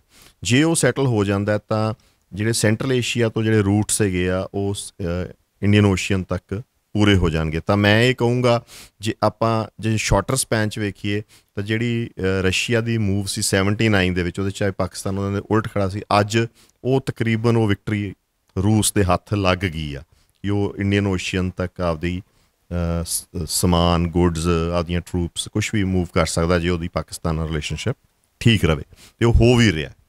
ਦੂਜੇ ਪਾਸੇ ਜੇ ਆਪਾਂ ਇਹਨੂੰ ਥੋੜ੍ਹਾ ਜਿਹਾ ਬਿਗਰ ਸਪੈਨ 'ਤੇ ਵੇਖੀਏ ਤਾਂ ਜਿਸ ਤਰੀਕੇ ਦੀ ਟੈਕਨੋਲੋਜੀਕਲ ਡਿਵੈਲਪਮੈਂਟਸ ਹੋ ਰਹੀਆਂ ਜਾਂ ਜਿਸ ਤਰੀਕੇ ਨਾਲ ਏਸ਼ੀਅਨ ਇਕੋਨਮੀਜ਼ ਜਾਂ ਏਸ਼ੀਅਨ ਕੰਟਰੀਜ਼ ਸਪੈਸ਼ਲੀ ਚਾਈਨਾ ਜਿਵੇਂ ਕੈਚਅਪ ਕਰ ਰਿਹਾ USA ਨਾਲ, ਤਾਂ ਆਪਾਂ ਇਹ ਕਹਿ ਸਕਦੇ ਹਾਂ ਕਿ ਜਿਹੜਾ ਇੰਡਸਟਰੀਅਲ ਰੈਵੋਲੂਸ਼ਨ ਨੇ ਇੱਕ ਪੁਸ਼ ਦਿੱਤੀ ਸੀਗੀ ਉਹਨਾਂ ਇਕੋਨਮੀਜ਼ ਨੂੰ ਜਾਂ ਉਹਨਾਂ ਦੇਸ਼ਾਂ ਨੂੰ, ਇੰਗਲੈਂਡ ਨੂੰ, ਫਰਾਂਸ ਨੂੰ, ਜਿਹਦੇ ਕਰਕੇ ਉਹ ਸੀ ਰੂਟ ਥਾਈਂ ਆ ਕੇ ਸਮਝ ਲਓ ਉਹਨਾਂ ਨੇ ਇੱਧਰਲੇ ਪਾਸੇ ਬੰਨ੍ਹ ਲਾਤਾ ਸੀ ਅਤੇ ਪੁਸ਼ ਕਰਤਾ ਸੀ, ਉਸ ਜਿਹੜੀ ਉਹਨਾਂ ਦੀ ਐਕਸਪੈਂਸ਼ਨ ਆ ਉਹਦੀ ਵੀ ਬੰਡਲਿੰਗ ਅਪ ਹੋ ਗਈ। ਹਰੇ it's too early to say it, ਪਰ ਮੋਰ ਔਰ ਲੈਸ ਜੇ ਆਪਾਂ ਚਾਈਨਾ ਦਾ ਪ੍ਰਭਾਵ ਮਤਲਬ ਰੂਸ ਦਾ ਪ੍ਰਭਾਵ ਭਾਈ ਵੇਖੀਏ ਤਾਂ ਗ੍ਰੇਟ ਗੇਮ ਦੀ ਵਿਕਟਰੀ ਆ, ਅਤੇ ਜੇ ਚੀਨ ਦਾ ਪ੍ਰਭਾਵ ਆਪਾਂ ਵੇਖੀਏ ਤਾਂ ਇਹ ਆ ਕਿ ਜਿੱਥੋਂ ਤੱਕ ਉਹ ਵਧੇ ਸੀ ਇੱਕ ਤਰ੍ਹਾਂ ਹੁਣ ਸਮਝ ਲਓ ਅਫਗਾਨਿਸਤਾਨ 'ਚੋਂ ਨਿਕਲ ਗਏ ਆ, ਪਾਕਿਸਤਾਨ 'ਚੋਂ ਵੀ ਆਲਮੋਸਟ ਉਹਨਾਂ ਦਾ ਇਨਫਲੂਐਂਸ ਖਤਮ ਹੋ ਚੁੱਕਿਆ, ਚਾਈਨੀਜ਼ ਇਨਫਲੂਐਂਸ ਬਹੁਤ ਜ਼ਿਆਦਾ ਹੈ, ਅਤੇ ਅਗਾਂਹ ਭਾਰਤ ਪਿਆ। ਭਾਰਤ ਕੋਈ ਬਿਲਕੁਲ ਅੱਜ ਜ਼ਰੂਰ ਅਮਰੀਕੀ ਖੇਮੇ 'ਚ ਆ, ਬਟ ਐਡੀ ਵੱਡੀ ਮਤਲਬ ਕੰਟਰੀ ਹੈ, ਐਡਾ ਵੱਡਾ ਖਿੱਤਾ ਹੈ ਕਿ ਇਹ ਕੁਛ ਨਾ ਕੁਛ ਟਰਮਸ ਡਿਕਟੇਟ ਕਰ ਸਕਦਾ। ਅਤੇ ਭਾਰਤ ਦੀ ਵੀ ਗੱਲ ਕਰਨੀ ਹੋਵੇ ਤਾਂ ਭਾਰਤ ਨੇ ਇੱਕ ਵੱਡੀ ਇਨਵੈਸਟਮੈਂਟ ਕੀਤੀ ਜਿਹੜੀ ਉੱਥੇ US ਬੈਕਡ ਗਵਰਨਮੈਂਟ ਸੀ ਉਹਨੂੰ ਸੈਟਲ ਕਰਨ ਦੇ ਵਿੱਚ ਜਾਂ ਉਹਦੇ ਉੱਥੇ ਪ੍ਰੋਜੈਕਟਸ ਲਾਉਣ ਦੇ ਵਿੱਚ। ਇਹ ਵੀ ਮੰਨਿਆ ਜਾ ਰਿਹਾ ਸੀ ਕਿ ਇੰਡੀਆ ਜਿਹੜਾ ਆ ਉਹ ਇੱਕ ਆਪਣੀ ਸਟ੍ਰੈਟਜਿਕ ਲੋਕੇਸ਼ਨ ਮਜ਼ਬੂਤ ਕਰ ਰਿਹਾ ਪਾਕਿਸਤਾਨ ਦੇ ਉੱਤੇ ਅਫਗਾਨਿਸਤਾਨ 'ਚ, ਪਰ ਹੁਣ ਜੋ ਜਿਵੇਂ ਇਹ ਸੱਤਾ ਤਬਦੀਲੀ ਹੋਈ ਆ, USA ਦਾ ਇੱਕੋ ਦਮ ਉੱਥੋਂ ਨਿਕਲ ਜਾਣਾ, ਤੇ ਇਹਦੇ ਵਿੱਚ ਇੰਡੀਆ ਦੀ ਪੋਜੀਸ਼ਨ ਤੁਸੀਂ ਕਿੱਥੇ ਦੇਖਦੇ ਹੋ? ਇੰਡੀਆ ਆਪਦੀ ਜਿਹੜੀ ਸਟ੍ਰੈਟਜੀ ਅਪਣਾ ਰਿਹਾ ਜਾਂ ਆਪਦੀ ਜਿਹੜੀ ਆਪਣਾ ਪੋਲਿਸੀ ਆਊਟਲੁੱਕ, ਉਹਦੀ ਜਿਹੜੀ ਫੋਰਨ ਪੋਲਿਸੀ ਆਊਟਲੁੱਕ, ਉਹਨਾਂ ਬਹੁਤ ਮਾਇਓਪਿਕ ਹੈ, ਜਿਹਨੂੰ ਕਹਿੰਦੇ ਬਹੁਤ ਛੋਟੇ ਲੈਵਲ 'ਤੇ ਵੇਖਦਾ। ਉਹਦਾ ਸਾਰਾ ਜਿਹੜਾ ਦਾਰੋ ਮਦਾਰ ਹੈ ਇਸ ਟਾਈਮ ਉਹ ਹੈ ਕਿ ਪਾਕਿਸਤਾਨ ਨੂੰ ਮੈਂ ਕਿਵੇਂ ਕੰਟਰੋਲ ਕਰਦਾ ਜਾਂ ਵਾਸ਼ ਆਊਟ ਕਰਦਾ ਜਾਂ ਇਹਦੀ ਐਗਜ਼ਿਸਟੈਂਸ ਨੂੰ ਇਹਨੂੰ ਮਤਲਬ ਕੰਟਰੋਲਡ ਰੱਖਾਂ ਆਪਦੇ, ਤਾਂ ਕਿ ਇਹ ਹਾਵੀ ਨਾ ਹੋ ਜਾਏ। ਹੁਣ ਉਹ ਕੇਸ ਦੇ ਵਿੱਚ ਜਿੰਨੀ ਵੀ ਸਟ੍ਰੈਟੇਜਾਈਜ਼ ਉਹ ਕਰਦੇ ਆ, ਤਾਂ ਉਹ ਸਟ੍ਰੈਟੇਜਾਈਜ਼ ਪਾਕਿਸਤਾਨ ਨੂੰ ਕੰਟਰੋਲ ਕਰਨ ਦੇ ਹਿਸਾਬ ਨਾਲ ਕਰਦੇ, ਜਿਹਦੇ ਵਿੱਚ ਉਹਨਾਂ ਦਾ ਸੀ ਕਿ ਅਸੀਂ ਉਹਦੇ ਵੈਸਟਰਨ ਬਾਰਡਰ ਦੇ ਉੱਤੇ ਵੀ ਹਾਵੀ ਹੋ ਜਾਈਏ। ਉਹਦੇ ਕਈ ਰੂਪ ਲੈਂਦੇ ਆ। ਕਦੀ ਉਹਦੇ ਨਾਲ ਟਰੇਡ ਖੋਲ੍ਹਣ ਦੀ ਕੋਸ਼ਿਸ਼ ਕਰਦੇ ਆ, ਜਿਹਨੂੰ ਨਿਊ ਕਰਜ਼ੋਨੀਅਨ ਪੋਲਿਸੀ ਕਹਿੰਦੇ, ਪਾਕਿਸਤਾਨ ਅੱਗੋਂ ਨਹੀਂ ਖੋਲ੍ਹਦਾ, ਜਾਂ ਮਿਲੀਟੈਰਲੀ ਉਹਨੂੰ ਡੈਸੀਮੇਟ ਕਰਨ ਦਾ, ਉਹਨੂੰ ਮਿਲੀਟੈਰਲੀ ਕਮਜ਼ੋਰ ਕਰਦੇ ਆ। ਤਾਂ ਉਹ ਜਿਹੜੀ ਮਾਇਓਪਿਕ ਉਹਨਾਂ ਦੀ ਫੋਰਨ ਪੋਲਿਸੀ ਆ, ਜਿੱਥੇ ਉਹ ਏਸ਼ੀਅਨ ਧੜਿਆਂ ਨਾਲ ਨਹੀਂ ਖੜ ਰਹੇ ਅਤੇ ਫੋਰਨ ਪਾਵਰ ਨਾਲ ਖੜ ਰਹੇ ਆ ਕਿ ਵੀ ਇੱਥੇ ਬਾਹਰ ਦੀ ਪਾਵਰ ਨਾਲ ਖੜ ਰਿਹਾ, ਤਾਂ ਉਹਦੀ ਬਹੁਤ ਬੁਰੀ ਤਰ੍ਹਾਂ ਡਿਫੀਟ ਹੋਈ ਆ। ਅਤੇ ਇੰਡੀਅਨ ਫੋਰਨ ਪੋਲਿਸੀ ਦੀ ਵੀ ਡਿਫੀਟ ਆ। ਇੰਡੀਅਨ ਜਿਹੜੀ ਇਨਵੈਸਟਮੈਂਟਸ ਉਹ ਫਸ ਚੁੱਕੀਆਂ ਉੱਥੇ। ਅਤੇ ਮੈਨੂੰ ਨਹੀਂ ਲੱਗਦਾ, ਮਤਲਬ ਜੇ ਆਪਾਂ ਕਹੀਏ ਕਿ ਹੁਣ ਕੋਈ ਹਿੰਦੁਸਤਾਨ ਦੇ ਕੋਲ ਕੋਈ ਵੱਡਾ ਲੀਵਰੇਜ ਆ ਉੱਥੇ, ਰਾਦਰ US ਫਿਰ ਹਿੰਦੁਸਤਾਨ ਨਾਲ ਬੈਟਰ ਸਿਚੁਏਸ਼ਨ 'ਚ ਆ ਅਤੇ ਇੰਡੀਆ ਵਰਸਟ ਸਿਚੁਏਸ਼ਨ 'ਚ ਆ ਕੰਪੇਅਰਡ ਉਸ ਖਿੱਤੇ ਦੇ ਵਿੱਚ। ਮਤਲਬ ਇਹ ਸਾਰੇ ਪੋਲੀਟੀਕਲ ਸਿਚੁਏਸ਼ਨ ਦੇ ਵਿੱਚ ਸਭ ਤੋਂ ਮਾੜਾ ਹਾਲ ਜਾਂ ਸਭ ਤੋਂ ਮਾੜੀ ਹਾਰ ਹੋਈ ਹੈ ਜਿਹੜੀ, ਉਹ ਇੰਡੀਆ ਦੀ ਹੋਈ ਆ, ਜਿਹੜੀ ਮਤਲਬ ਤੁਸੀਂ ਜਿਹੜੀ ਗੱਲ ਕਹਿਣੀ ਚਾਹੁੰਦੇ ਹੋ ਵੀ US ਵੀ ਹਜੇ ਬੈਟਰ ਸਿਚੁਏਸ਼ਨ 'ਚ ਆ। ਮੈਂ ਤਾਂ ਇਹ ਫੀਲ ਕਰਦਾ ਕਿ US ਫਿਰ US ਦੇ ਉੱਤੇ ਉਹਦੀ ਇੰਪਲੀਕੇਸ਼ਨਸ, US ਤਾਂ ਵੱਧ ਤੋਂ ਵੱਧ ਕੀ ਹੈ, US ਰਿਸੀਡ ਕਰ ਜੂਗਾ ਉਸ ਏਰੀਏ 'ਚੋਂ, ਪਰ ਭਾਰਤ ਦੇ ਉੱਤੇ ਇਹਦੀਆਂ ਬਹੁਤ ਸਟਰੋਂਗ ਇੰਪਲੀਕੇਸ਼ਨਸ ਆ। ਬਿਕੋਜ਼ ਜਿਹੜਾ ਖੁਰਾਸਾਨ ਦਾ ਇਲਾਕਾ ਹੈ, ਉਹਨੂੰ ਸਦੀਆਂ ਤੋਂ ਇਹ ਕਿਹਾ ਜਾਂਦਾ ਕਿ ਵੀ ਉਹਦਾ ਹੈਰਾਤ ਜਿਹੜਾ ਕੀ ਟੂ ਇੰਡੀਅਨ ਪਲੇਨਸ ਹੈਗਾ, ਹੈ ਨਾ, ਜਿਹੜਾ ਉੱਥੇ ਫੋਰਸ ਕਾਬਜ ਹੋ ਜੂਗੀ। ਜੇ ਆਪਾਂ ਇਤਿਹਾਸ ਨੂੰ ਵੀ ਵੇਖੀਏ, ਜੇ ਆ ਥੋੜ੍ਹਾ ਜਿਹਾ ਇੰਡਸਟਰੀਅਲ ਰੈਵੋਲੂਸ਼ਨ ਵਾਲੇ ਇਤਿਹਾਸ ਨੂੰ ਆਪਾਂ ਪਾਸੇ ਕਰ ਦਈਏ, ਜਿਹਦੇ ਵਿੱਚ ਇੱਕ ਅਨੋਮਲੀ ਕਹਿ ਦਈਏ, ਜਿਹਨੂੰ ਉਹ ਕੈਚਅਪ ਕਰ ਲਈਆਂ ਗਈਆਂ ਏਸ਼ੀਅਨਸ, ਤਾਂ ਜੇ ਆਪਾਂ ਇਹਨੂੰ ਵੇਖੀਏ ਤਾਂ ਉਹ ਹਮੇਸ਼ਾ ਹਮਲਾਵਰ ਵੈਸਟ ਤੋਂ ਆਉਂਦਾ ਰਿਹਾ। ਹਮੇਸ਼ਾ ਇੱਥੋਂ ਦੇ ਲੋਕ ਜਦੋਂ ਤੰਗ ਹੁੰਦੇ ਸੀਗੇ ਤਾਂ ਉਹਦੇ ਨਾਲ, ਜਿਹੜਾ ਹੁਣ ਪ੍ਰੈਜ਼ੈਂਟ ਪਾਕਿਸਤਾਨ ਆ, ਉੱਥੋਂ ਦੇ ਲੋਕ ਉਹਦੇ ਨਾਲ ਰਲ ਜਾਂਦੇ ਸੀਗੇ ਅਤੇ ਉਹ ਅਗਾਂਹ ਵੱਧ ਜਾਂਦੇ ਸੀ। ਤਾਂ ਇੱਕ ਤਰ੍ਹਾਂ ਜੇ ਭਾਰਤ ਦੇ ਐਂਗਲ ਤੋਂ ਵੇਖੋ ਤਾਂ ਅੱਜ ਉਹ ਹਮਲਾਵਰ ਤੁਹਾਡੇ ਵਾਹਗਾ ਬਾਰਡਰ ਤੱਕ ਆਲਰੇਡੀ ਪਹੁੰਚਿਆ ਹੈ ਅਤੇ ਕੰਸੋਲੀਡੇਟਡ ਉਹ ਸਾਰੇ, ਚੀਨ, ਰੂਸ, ਉਹ ਅਤੇ ਜਿਹੜਾ ਵਿੱਚ ਛੋਟਾ ਜਿਹਾ ਇੱਕ ਪੈਚ ਰਹਿੰਦਾ ਸੀ ਜਿਹਨੂੰ ਉਹ ਕਵਰ ਨਹੀਂ ਕਰ ਪਾ ਰਹੇ ਸੀ, ਤਾਂ ਉਹ ਵੀ ਉਹਨਾਂ ਦੇ ਹੋ ਗਿਆ। ਤਾਂ ਤੁਸੀਂ ਜੇ ਫਰੰਟ ਸਾਰਾ ਸਟਰੋਂਗ ਵੇਖੋ, ਉਹ ਬਹੁਤ ਵੱਡਾ ਫਰੰਟ ਆ ਜਿਹੜਾ ਇਸ ਟਾਈਮ ਭਾਰਤ ਦੇ ਉੱਥੇ ਖੜ੍ਹਾ। ਅਤੇ ਜਿਵੇਂ ਭਾਰਤ ਦੀ ਜਿਹੜੀ ਪੋਲਿਸੀ ਜਿਹੜੀ ਚੱਲਦੀ ਪਈ ਆ, ਅੰਦਰੂਨੀ ਪੋਲਿਸੀ, ਜਿਹਦੇ ਵਿੱਚ ਉਹ ਫਾਰਮਰਸ ਦੀ ਐਜੂਟੇਸ਼ਨ ਆ ਜਾਂ ਮਾਈਨੋਰਿਟੀਜ਼ ਪ੍ਰੋਬਲਮ 'ਚ ਹੈਗੀਆਂ ਜਾਂ ਉਹਨਾਂ ਨਾਲ ਖੁਸ਼ ਨਹੀਂ ਗਈਆਂ, ਹੈ ਨਾ, ਤਾਂ ਇਹ ਤਾਂ ਬਹੁਤ ਐਗਰੀਵੇਟ ਹੋ ਜਾਂਦੀ ਸਿਚੁਏਸ਼ਨ। ਅਤੇ ਇਹਦੇ ਵਿੱਚ ਮਤਲਬ ਜਿਹੜੀ ਕਸ਼ਮੀਰ ਦੀ ਸਿਚੁਏਸ਼ਨ ਆ, ਕਸ਼ਮੀਰ ਦੇ ਵਿੱਚ ਧਾਰਾ 370 ਟੁੱਟਣ ਤੋਂ ਬਾਅਦ ਇਹ ਦੇਖਿਆ ਗਿਆ ਕਿ ਜਿਹੜਾ ਕੁਛ ਹਿੱਸਾ ਭਾਵੇਂ ਇਹ ਸੀ ਕਿ ਚਲੋ ਸਾਨੂੰ ਆਟੋਨਮੀ ਆ, ਉਹ ਵੀ ਖਤਮ ਹੋ ਗਿਆ, ਅਤੇ ਉਹ ਵੀ ਐਂਟੀ ਇੰਡੀਆ ਫੀਲਿੰਗਸ ਜਿਹੜੀਆਂ ਆ ਉੱਥੇ ਰੱਖੀ ਬੈਠਾ। ਅਤੇ ਹੁਣ ਇਹ ਕਿਹਾ ਜਾ ਰਿਹਾ ਹੈ ਕਿ ਤਾਲਿਬਾਨ ਦਾ ਉੱਥੇ ਕਾਬਜ ਹੋਣ ਤੋਂ ਬਾਅਦ ਕਸ਼ਮੀਰ ਦੀ ਮੂਵਮੈਂਟ ਨੂੰ ਇੱਕ ਵੱਡੀ ਸਟਰੈਂਥ ਮਿਲ ਸਕਦੀ ਆ। ਇਹਦੀ ਤੁਹਾਨੂੰ ਕਿੰਨੀ ਕੁ ਸੰਭਾਵਨਾ ਲੱਗਦੀ ਆ? ਵੇਖੋ, ਜਿਹੜਾ ਭਾਰਤ ਆ ਉਹ ਬਹੁਤ ਵੱਡਾ ਬੇਮਤ ਆ, ਉਹਦੇ ਕੋਲ ਮੈਨ ਪਾਵਰ ਬਹੁਤ ਆ। ਮੈਨ ਪਾਵਰ ਤੋਂ ਇਲਾਵਾ ਉਹਦੇ ਕੋਲ ਪੈਰਾਮਿਲਟਰੀ ਫੋਰਸਿਸ ਬਹੁਤ ਆ, ਵਸੀਲੇ ਵੀ ਬਹੁਤ ਆ। ਆਪਾਂ ਸੋਚੀਏ ਕਿ ਕੋਈ ਇਮੀਡੀਏਟ ਉੱਥੇ ਕੋਈ ਇਸ਼ੂ ਖੜਾ ਹੋ ਜਾਊਗਾ, ਉਹ ਨਹੀਂ ਹੋਊਗਾ, ਬਿਕੋਜ਼ ਬਹੁਤ ਛੋਟੀ ਪਾਪੂਲੇਸ਼ਨ ਹੈ ਕਸ਼ਮੀਰ ਦੀ।